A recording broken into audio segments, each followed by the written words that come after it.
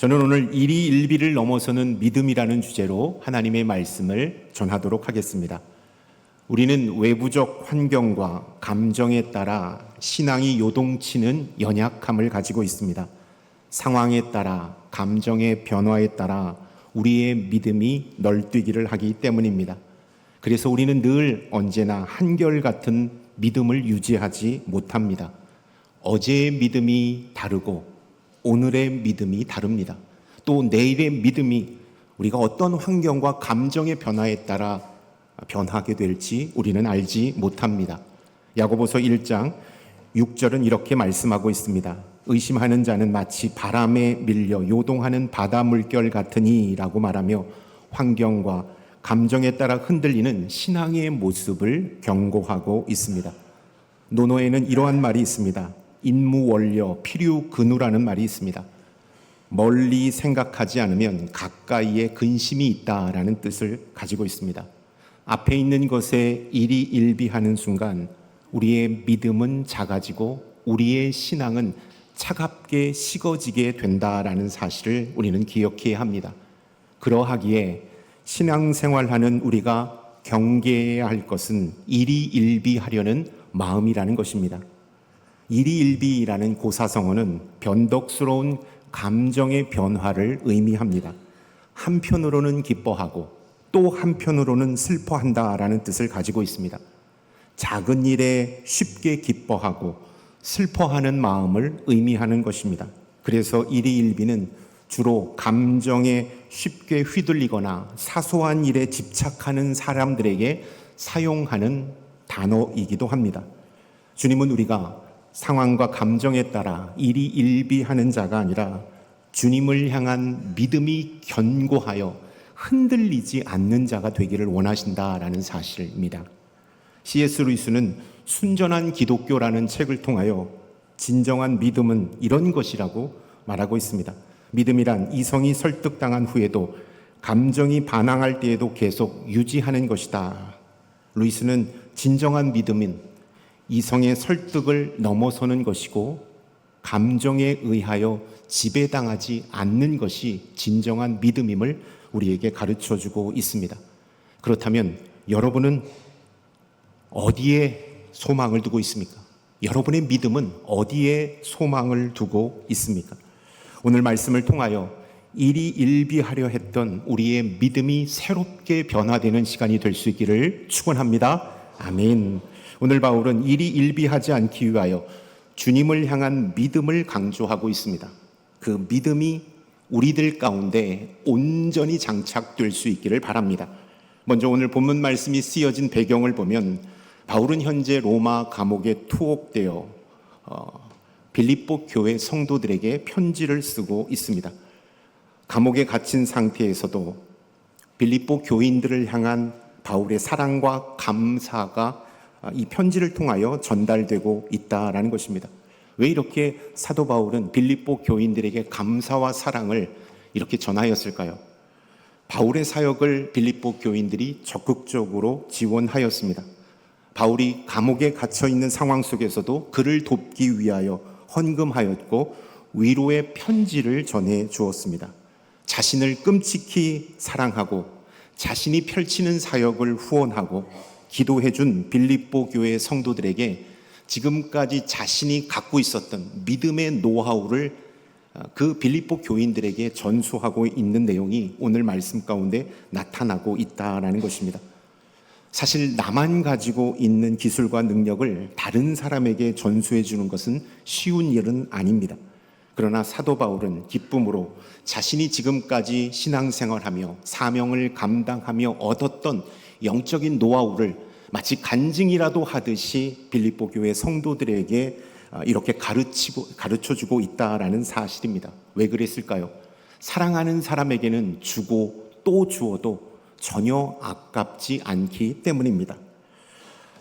오늘 말씀은 빌립보 교회 성도들을 향한 말씀이기도 하지만 우리 그리스도인들에게도 향한 말씀이라는 사실을 우리는 기억해야 합니다. 일희일비하지 않는 믿음을 가지기 위하여 우리는 어떻게 이 땅을 살아야 하는지 오늘 본문 말씀을 통하여 깨닫는 이 시간이 될 수 있기를 바랍니다. 11절의 말씀 함께 읽도록 하겠습니다. 내가 궁핍함으로 말하는 것이 아니니라. 어떠한 형편에든지 나는 자족하기를 배웠노니. 아멘. 바울은 여러 곳을 다니며 복음을 증거하다가 다양한 상황을 경험하였습니다. 그 풍부함, 궁핍함 모두 경험하였다라고 고백하고 있습니다. 그 모든 상황을 경험한 후에 나는 자족하는 법을 배웠다라고 사도 바울은 얘기하고 있습니다. 여러분, 자족이라는 단어는 이 사전적 의미로 스스로 넉넉함을 느끼다라는 것을 가지고 있습니다. 그런데 이 본문에서는 자기 스스로 충분히 만족한다라는 뜻을 사도 바울은 자족이라는 단어를 사용하여 말하고 있다라는 것입니다. 바울은 자신이 물론 다양한 사역 경험을 통하여 자족하는 법을 배웠지만 이것은 내가 체득한 것이 아니라 나의 힘과 나의 노력으로 체득한 자족이 아니라는 사실을 말씀하고 있다라는 것입니다. 이 자족이라는 단어는 사도 바울이 활동했을 그 당시 로마에 유행했던 스토아 학파가 사용했던 단어이기도 합니다. 스토아 학파는 지혜, 용기, 절제, 중용, 이성을 강조하는 학파였습니다. 스토아 학파 철학자들은 상황에 의존하지 않는 내적인 강건함을 그 당시 강조했습니다. 로마 제국의 황제이자 스토아 철학자였던 이 아우렐리우스는 이렇게 어려운 상황 가운데서도 흔들리지 않는 자세에 대하여 강조했습니다. 명상록, 메디테이션이라는 그의 책을 통하여 자신의 감정을 통제하고 일희일비하지 않는 철학에 대하여 이렇게 말하고 있습니다. 외부 사건이 당신을 괴롭히는 것이 아니라 당신이 그것에 대해 갖는 생각이 당신을 괴롭힌다. 당신은 그것을 언제든 바꿀 수 있다라고 스토아 철학자들은 얘기한다라는 것입니다. 사도 바울은 이렇게 해서 자족하지 않았다라는 사실을 우리가 기억해야 합니다. 사도 바울이 지금 말하고 있는 자족은 스토아 철학자, 그 당시 스토아 철학자들이 주장했던 자족과는 완전히 결이 다르다라는 사실입니다. 예수 그리스도를 통한 영적인 자족을 사도 바울은 얘기하고 있는 것입니다. 그리스도의 부활, 권능, 그 고난에 참여하고 그것을 통한 경험을 통하여 내가 자족함을 얻었다. 부활하신 주님, 살아계신 하나님이 살아나셨고 그 하나님께서 나에게 말씀하셨고 그 하나님의 아들 예수 그리스도를 통하여 당하는 이 고난에 참여함으로 놀라운 자족함을 얻게 되었다라는 사실을 말씀하고 있습니다. 빌립보서 3장 10절의 말씀을 함께 읽겠습니다. 내가 그리스도와 그 부활의 권능과 그 고난에 참여함을 알고자 하여 그의 죽으심을 본받아 바울이 어떠한 형편에든지 자족할 수 있었던 것은 그의 의지가 아니었다라는 사실을 우리는 알아야 합니다. 예수 그리스도를 본받음으로 그는 일희일비하지 않은 믿음의 소유자가 되었다라는 것입니다. 부활의 주님이 내 안에 계심으로 나는 만족한다. 다른 어떠한 것이 없을지라도 살아계신 하나님의 아들 예수 그리스도가 내 안에 충만함으로 나는 만족한다, 자족한다, 행복하다라는 것을 고백하고 있다라는 것입니다. 바울은 영적인 필요와 만족을 예수님 안에서 찾고 있다라는 것입니다. 그래서 주님으로 인하여 만족하여 자족한다라고 고백하는 것입니다. 예수 그리스도의 가르침, 그분의 삶을 통한 완전한 만족을 배웠다라는 것입니다. 여러분, 주님 안에서의 완전한 만족이란 외부의 상황이나 조건에 상관없이 내적인 평안과 기쁨을 누리는 상태입니다. 내 통장의 잔고가 바닥을 보이고 있고 우리 자녀들의 직장이 아직 해결되지 않고 내 건강이 어려움 가운데 있지만 예수 그리스도, 살아계신 하나님의 아들 예수 그리스도가 내 안에 충만함으로 그 예수님이 내 안에 거함으로 영적인 평안함과 충만함이 경험될 때 우리는 외부의 어떠한 다른 요소들에 의하여 흔들리지 않는 믿음의 소유자가 될 수 있음을 사도 바울은 말씀하고 있다라는 것입니다. 여러분, 그 상태가 되면, 영적인 평안과 기쁨을 누리는 그 상태가 되면 우리는 외양간에 송아지가 없어도, 포도나무에 열매가 열리지 않아도, 우리의 양떼가 없어도 주님으로 인하여 즐거워할 수 있음을 우리는 기억해야 합니다. 이 완전한 만족은 외부의 힘에 의하여, 외부의 환경에 의하여 만들어지는 것이 아니라 우리가 예수 그리스도를 본받을 때, 그 주님이 우리 안에 충만히 거하실 때 경험되어진다라는 사실을 우리는 기억해야 합니다. 예수님의 제자들이 그것을 증명해 내었습니다. 예수님의 부르심을 받고 제자가 되었을 때 그들은 달면 삼키고 쓰면 뱉는 이기적인 신앙의 소유자로 주님을 따랐습니다. 그러나 부활하신 예수 그리스도를 만났습니다. 그리고 다시 한번 그들에게 사명을 전수해 주었고 하나님의 은혜를 덧입혀 주었습니다. 그때 제자들은 몰라보게 달라졌습니다. 이제는 창검이 두렵지 않고 물불이 겁없는 하나님의 사람이 되었습니다. 고난도 고초도 환난도 그 어떠한 어려움 앞에서도 주의 사명을 끝까지 감당하다가 순교의 피를 흘리며 하나님 나라에 입성하게 되었던 것입니다. 여러분, 나에게는 바울이 지녔던 이 자족, 바울이 가졌던 완전한 만족이 있습니까? 예수 그리스도를 본받을 때 우리는 완전한 만족 가운데 거하게 된다라는 사실을 기억할 수 있기를 바랍니다. 아멘. 헬렌 켈러는 시각과 청각 모두를 잃었음에도 불구하고 놀라운 내적인 만족과 성취를 경험했던 인물입니다. 그녀의 내적인 만족, 평화는 그녀의 삶과 신앙에서 비롯되었다라는 사실을 우리는 알아야 합니다. 헬렌 켈러의 자서전 내 삶의 이야기에서 그녀는 이렇게 말합니다. 자신의 장애를 극복하고 어떻게 내가 의미 있는 삶을 살 수 있었는지 그의 책에서 그는 이렇게 말하고 있습니다. 사람이 무엇을 소유하느냐에 따라 행복이 결정되는 것이 아니라 그가 어떤 상태에서 행복을 찾는가에 달려있다. 헬렌 켈러는 예수 그리스도가 내 안에 충만한 상태에서 세상을 바라보았기 때문에 최악의 조건에서도 그는 의미 있는 삶을 살았고 가장 행복한 삶을 살 수 있었음을 그는 그 책을 통하여 우리에게 보여주고 있다라는 것입니다. 여러분, 우리가 예수 그리스도로 인하여 완전한 만족을 누릴 때 우리는 환경을 이길 수 있는 자가 될 수 있다라는 것입니다. 그렇다면 나는 무엇에 만족을 누리며 살아가고 있습니까? 물질입니까? 자리입니까? 자녀입니까? 건강입니까? 나의 만족이 예수 그리스도가 아닌 세상에 맞추어져 있다면 나의 믿음은 늘 언제나 흔들리는 갈대가 될 것입니다. 주님이 아닌 세상에 나의 만족을 맞추려고 한다면 우리는 늘 크고 작은 일에 우리의 신앙과 믿음이 오르락내리락하게 될 것입니다. 그러다가 더 나아가서 신앙의 정체성마저 잃어버리게 될 것입니다. 그리하여 영적인 방황을 끊임없이 하는 그러한 자가 될 것입니다. 정신분석학자이자 심리학자인 에릭 프롬은 이렇게 말했습니다. 소유는 사람을 정체성 상실로 이끌 수 있다. 우리가 가진 것에 의해 스스로를 정의하려 할 때 진정한 자아를 잃어버릴 위험이 있다. 여러분, 소유로 인생의 만족과 행복을 찾을 때 우리는 우리 자체의 정체성, 하나님의 아들이고 구원받은 하나님의 자녀라는 정체성마저 의심받을 수 있다라는 것입니다. 정체성마저 잃어버릴 수 있다라는 사실을 우리는 기억해야 합니다. 예수 그리스도로부터 만족을 누리는 자가 아니라 세상의 소유로부터 만족을 누리려 할 때 우리는 늘 일희일비하는 자가 될 수밖에 없다라는 사실을 우리는 기억해야 합니다.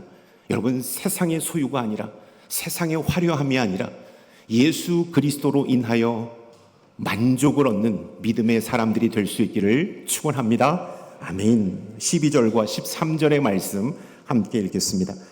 나는 비천에 처할 줄도 알고 풍부에 처할 줄도 알아. 모든 일 곧 배부름과 배고픔과 풍부와 궁핍에도 처할 줄 아는 일체의 비결을 배웠노라. 내게 능력 주시는 자 안에서 내가 모든 것을 할 수 있느니라. 아멘. 바울은 일희일비하지 않는 신앙을 강조하고 있습니다. 비천에 처할 줄도 알고 풍부에 처할 줄도 안다. 그가 가난과 부유함, 배고픔과 배부름, 이 상반된 경험을 모두 겪었지만 나는 결코 흔들리지 않은 믿음을 지녔노라고 고백하고 있다라는 것입니다. 여러분, 인간이기 때문에 흔들릴 법도 하지 않습니까? 그 어떠한 상황 속에서, 그 어떠한 감정의 변화 속에서 우리가 흔들리는 것은 당연한 일일진데, 사도 바울은 전혀 여러 상황 속에서도, 감정의 변화 속에서도 흔들리지 않았다라는 사실을 강조하고 있습니다. 바울은 일체의 비결을 배웠노라라고 말하고 있습니다. 일체의 비결, 외부의 환경에 의해 일희일비하지 않은 능력, 예수 그리스도가 내 안에 충만함으로 모든 상황을 뛰어넘는 능력을 일체의 비결이라고 말하고 있다라는 것입니다. 11절에서 자족하기를 배웠다라고 말하고 있고요, 12절에서는 일체의 비결을 배웠다, 다 배웠다라는 단어를 사용하고 있습니다.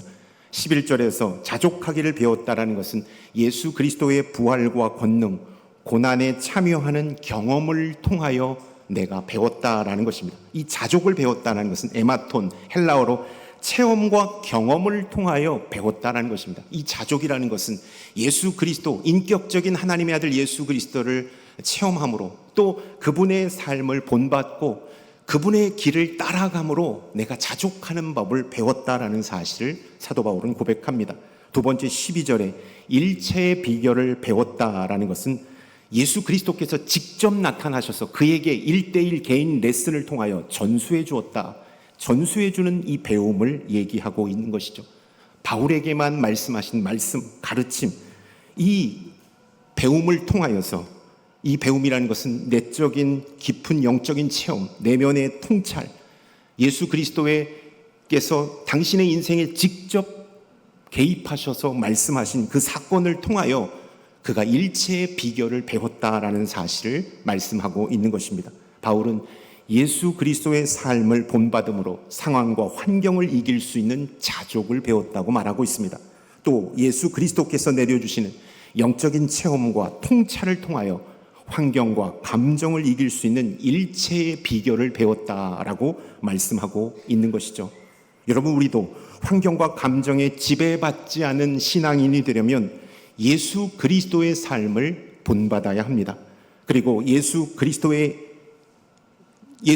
인격적으로 만나고 그분의 말씀으로 인하여 충만할 때 우리도 사도 바울처럼 상황을 이기고 환경을 이기고 우리의 감정에 휘둘리지 않는 믿음의 사람이 될 수 있다라는 사실을 여러분 기억할 수 있기를 축원합니다. 아멘. 예수가 내 안에 충만할 때 우리는 세상을 이길 수 있는 것입니다. 요한복음 16장 33절의 말씀을 함께 읽겠습니다. 이것을 너희에게 이르는 것은 너희로 내 안에서 평안을 누리게 하려 함이라. 세상에서는 너희가 환난을 당하나 담대하라. 내가 세상을 이기었노라. 아멘. 저는 제 영성을 가늠해보는 리트머스 시험지가 있습니다. 이 상황을 딱 보면 제 영성이 어떠한지를 제가 가늠해 볼 수가 있습니다. 그것은 일주일 동안 성경 읽는 시간, 기도하는 시간을 보면 제 영성이 어떠한지를 금방 알 수가 있습니다. 아마 이 말에 동의하시는 많은 성도님들이 계실 겁니다. 그렇게 신앙생활을 하고 계시는 분들이 많을 것입니다. 저는 기도하는 시간, 개인 기도하는 시간, 성경 읽는 시간이 줄어들고 위축받으면 반드시 제 영성에 탈이 나고 어려움이 생기는 것을 경험합니다. 성경 읽는 시간, 아침에 새벽 예배를 마치고 7시 돼서 저는 이제 제 사무실로 내려가서 집에서 싸온 아침 도시락을 먹습니다. 달걀, 삶은 달걀 하나, 낫또 하나, 사과 반쪽이 제 아침 식사입니다. 아침 식사를 하고 설교는 했지만 개인 큐티를 하고 성경을 읽든지 기도를 하면서 오전을 보냅니다. 가급적이면 책도 읽지 않으려고 생각합니다. 그리고 교역자 회의, 또 교직원 기도회가 화요일부터 금요일까지 그거 순서를 다 마치면 밥 먹기 전까지는, 점심 먹기 전까지는 늘 언제나 성경이나 개인 기도하면서 지내려고 합니다. 제가 영적으로 빨간불이 들었다고 생각할 때는 하나님의 말씀을 읽는 것이 아니라 설교 준비하면서 선교 준비를 위하여 하나님의 말씀을 읽는 순간 저는 영적인 빨간불을 제가 경험하게 됩니다. 그렇게 되면 늘 언제나 피곤하게 되는 것을 보게 됩니다. 만사가 귀찮고 여러 가지 사역으로 인하여 지치고 버거움을 느낍니다. 그리고 머릿속에 정리가 되지 않습니다. 우선순위가 명확하게 잘 정리가 되지 않습니다. 그때는 여지없이 제가 영적인 바닥을 드러내고 있을 때입니다. 무언가를 해도 쫓기는 듯한 압박감을 느끼면서 수동적인 목회와 어떤 목양을 하고 있는 제 자신을 발견하게 됩니다. 그때 말씀의 자리로, 기도의 자리로 들어가서 저를 바라보면 지치고 상한, 그리고 영적으로 깔아앉은 제 자신을 바라보게 됩니다. 그때 다시 말씀과 기도로 다시 한번 영적인 동력을 살리고 하나님 앞에 집중하면 다시 한번 힘을 얻게 되는 것을 보게 됩니다. 그렇게 되면 지치지가 않습니다. 그리고 열정이 일어납니다. 어떻게 하면 교회를 더 섬길 수 있을까? 우리 동역자들과 어떻게 멋지게 목회하고 팀워크를 다지면서 갈 수 있을까? 여러 가지 아이디어도 생기고 열정이 불타오르는 제 자신을 발견하게 되는 것이죠. 문제는 예수 그리스도의 말씀과 주님을 향한 기도가 내 안에 충만할 때 다시 살아나는 자, 다시 주의 일에 온전히 집중하는 자가 된다라는 사실을 저는 경험하게 됩니다. 사도 바울도 똑같은 이야기를 빌립보 교인들에게 하고 있는 것입니다. 예수 그리스도, 나는 예수 그리스도로 인하여 세상의 풍파와 고난과 고초를 이겼다. 그것으로 인하여 나는 일희일비하지 않는 믿음의 사람이 되었다라는 사실을 말씀하고 있다라는 것입니다. 여러분, 오늘 예배드리신 성도님들 가운데 일희일비했고 여러 가지 상황으로 인하여, 여러 가지 환경으로 인하여 나의 신앙이 내리막길을 경험하고 계신 성도님이 계시다면 다시 한번 예수 그리스도를 바라볼 수 있기를 주님의 이름으로 축원합니다. 예수 그리스도를 본받는 하나님의 아들과 딸들이 될 수 있기를 축원합니다. 아멘. 13절의 말씀 함께 읽겠습니다. 내게 능력 주시는 자 안에서 내가 모든 것을 할 수 있느니라. 내게 능력 주시는 자 안에서 내가 모든 것을 할 수 있느니라 라는 말씀. 바울 사명의 수행의 원천이 그리스도이심을 고백하고 있는 말씀입니다. 바울은 자신의 능력으로 이 사명을 감당한 것이 아니라 내 안에 역사하시는, 나를 인도하시는 예수 그리스도의 힘으로 말미암아 내가 이 모든 사명을 감당하고 있음을 고백하고 있다라는 것입니다. 사도 바울의 이 고백을 통하여 바울은 자신의 삶에 분명한 목적과 사명을 가지고 있음을 발견하게 됩니다. 빌립보 3장 14절의 말씀을 함께 읽겠습니다. 표대를 향하여 그리스도 예수 안에서 하나님이 위에서 부르신 부름의 상을 위하여 달려가노라. 바울이 현실의 고난과 환난을 가볍게 여길 수 있었던 이유는 영원한 하나님 나라를 바라보았기 때문입니다. 그러나 바울의 삶이 녹록지 않았다라는 사실을 우리는 주목해야 합니다. 우리가 생각할 때 바울이 그런 과정을 겪었구나, 대단하다라고만 여길 것이 아니라 평범한 그리스도인이었다면 사도 바울은 벌써 믿음의 자리를 떠났을 것입니다. 그의 삶이 너무나도 어렵고 힘든 상황이었기 때문입니다. 고린도후서 11장 24절부터 27절은 이렇게 말씀하고 있습니다. 우리 함께 읽겠습니다.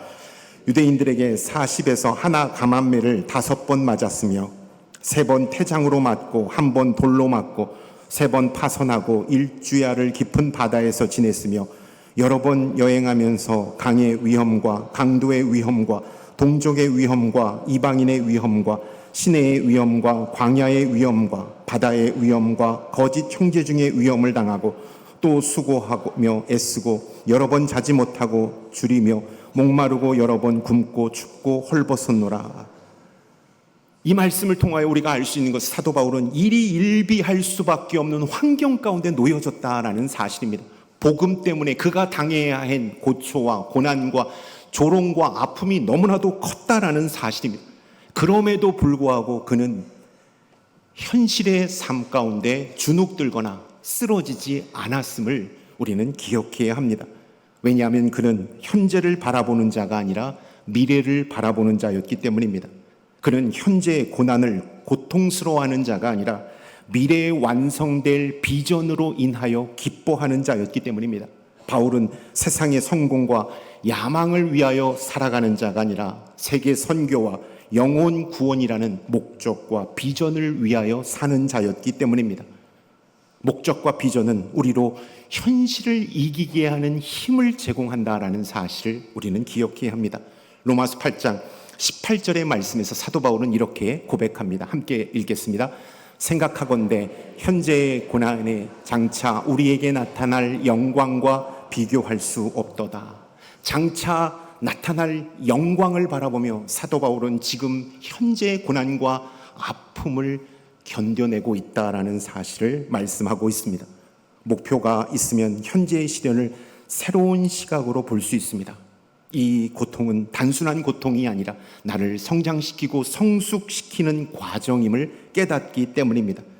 고난, 고통, 이것은 사명과 목적을 갖고 있는 자에게는 절망으로 그것을 밀어넣지 않는다라는 사실입니다. 오히려 그는 더욱 단단해지고 더욱더 굳세지는 것을 보게 됩니다. 우리도 마찬가지 아니겠습니까? 우리의 꿈이 있습니다. 비전이 있습니다. 그렇다면 현재 내가 당하는 춥고 배고픔은 넉넉히 견뎌낼 수가 있는 것입니다. 미래를 바라보며 목적과 목표를 바라보며 현재의 어려움을 극복하기 때문입니다. 빅터 프랭클 박사가 있습니다. 아마 많이 들어보셨을 거예요. 죽음의 수용소에서 살아난 사람입니다. 죽음의 수용소에서라는 책을 쓴 그는 나치 강제 수용소 아우슈비츠에서 살아났습니다.